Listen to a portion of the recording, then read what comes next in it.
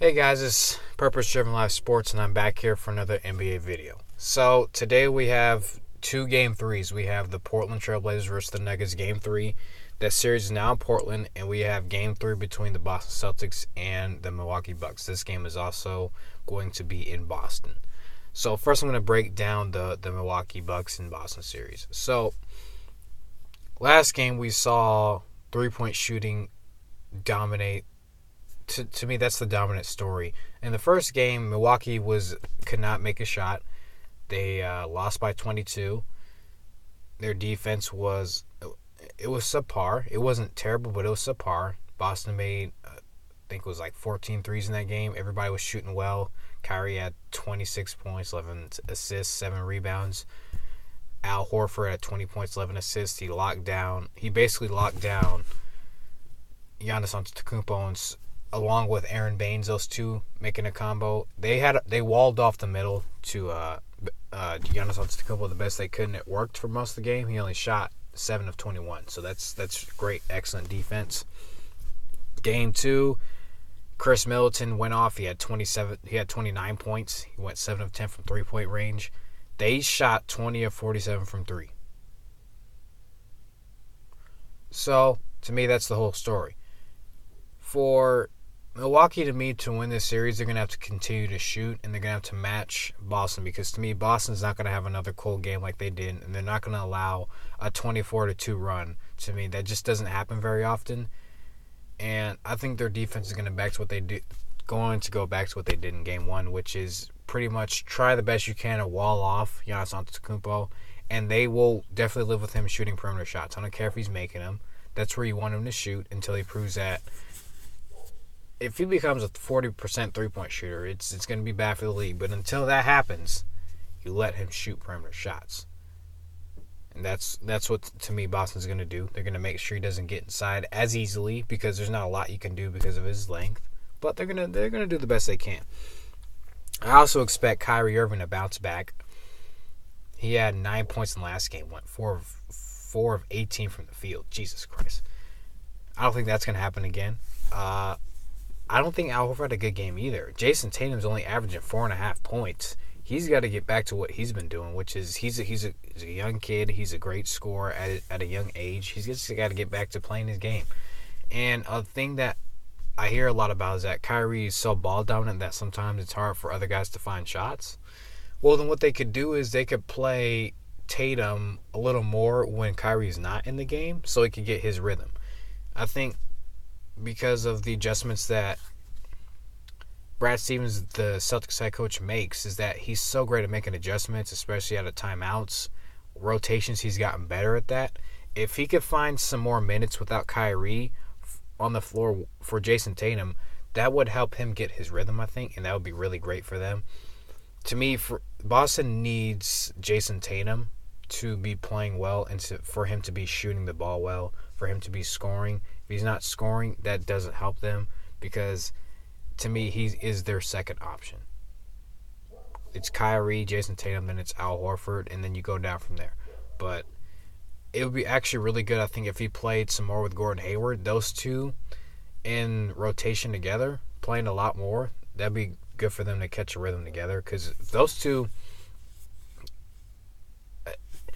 just to me, that makes sense, because you want to have at least, to me, 2 scorers on the floor. If those two are catching the rhythm in this series, then going into the conference finals, which I believe they will be in the conference finals, I don't think Game 2, to me, if Milwaukee wins Game 3, then I'll take Game 2 more as the sign for Game 3. But to me, I'm not sure if Game 2 really was a sign of things that were to come. But I'm picking Boston to win this game. I think this is going to be a great bounce-back game. Boston's at home.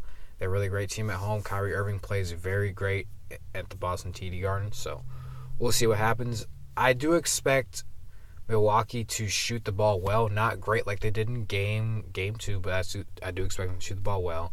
I do think Giannis will have at least 22. Probably 9-10 rebounds, of course. I don't think he'll be as efficient still, because Boston's doing great rotations as well, but that remains to be seen. Now on to the Portland Trailblazers and Nuggets series. So last game, Portland played excellent defense. I was really impressed with them. They made sure to get on shooters. One thing that I was really irritated when I watched them is that they allowed way too many rebounds in the fourth quarter. They got out-rebounded terribly. They were out-rebounded by 20 rebounds in the fourth quarter alone. That's not... Usually when that happens, you're going to lose games. So to me, they were lucky that they got hot in the first half and they were able to make shots, especially C.J. McCollum in the fourth quarter. Because if that happens again, to me, they won't win a game in the series. You have to be able to secure rebounds, especially down the stretch. You got to be able to make shots and secure rebounds. That's how you finish possessions. They had great contests. They were making great plays on defense, contesting shots, and then you're allowing an offensive rebound. That cannot happen. That won't happen. I also believe Damian Lillard will have a bounce-back game. Now, he had 39 points in the first game, had 14 in the second game. I don't think that to me, Damian Lillard's going to have off nights. It's just the nature of the game, you know. But he's such a great scorer that, to me, it doesn't bother him. So that's just, you know, that's my analysis of it. It doesn't bother him, so he'll have a great bounce-back game. C.J. McCollum will probably help him out tonight again.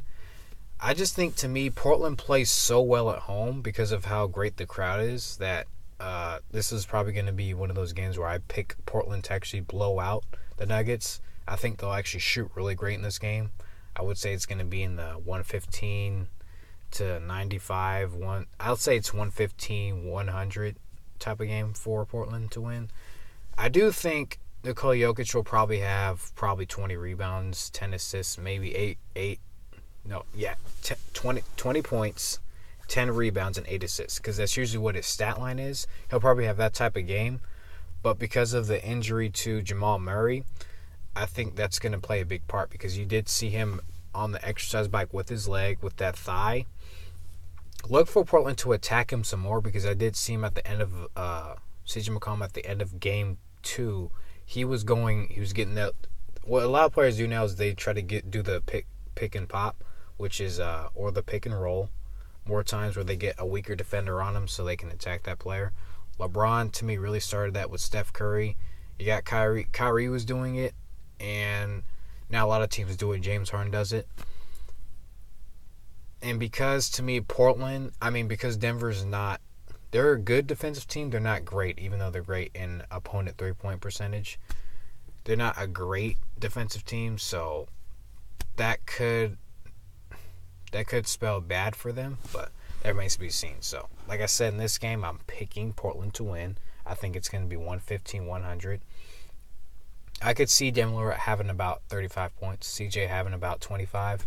You know, those two have really worked in a great tandem together, and I'm actually really impressed what they've done this postseason. So, that's going to do it for this video. So, once again, I'm picking Boston to win this. Win against Milwaukee. I think it'll be close. I think both teams are going to shoot exceptionally well.